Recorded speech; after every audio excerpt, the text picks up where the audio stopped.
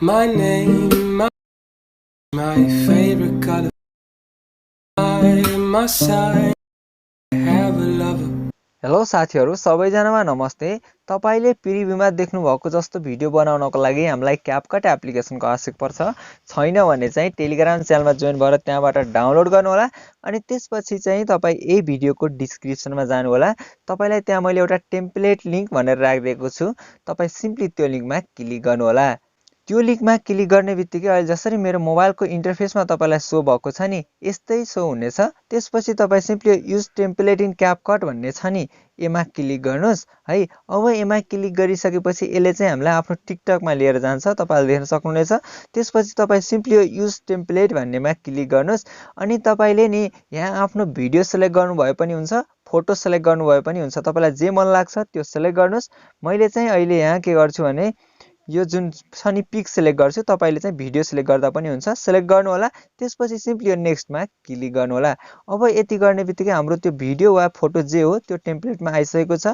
त्यसपछि तपाईले edit text भन्ने देख्नु भएको छ नि एडिट टेक्स्टमा क्लिक गर्नु होला।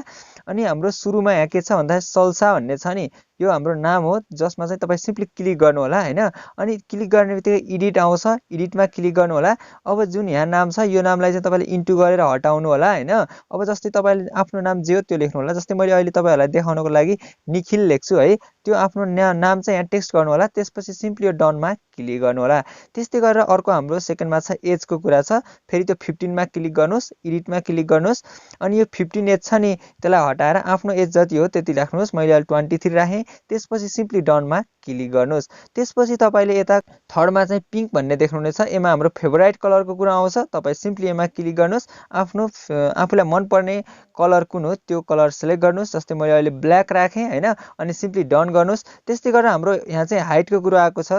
त्यस्तै गरेर तपाईले आफ्नो हाइट राख्नुस् हैन। तपाईले एमा फिटमा राख्नु भए पनि हुन्छ है। अब जस्तै एडिट गरेर यहाँ 150 यो सीएम होला सायद हैन। अब जस्तै तपाई 4.5 फिट हुनुहुन्छ भने 4.5 यसरी लेख्दा पनि हुन्छ है।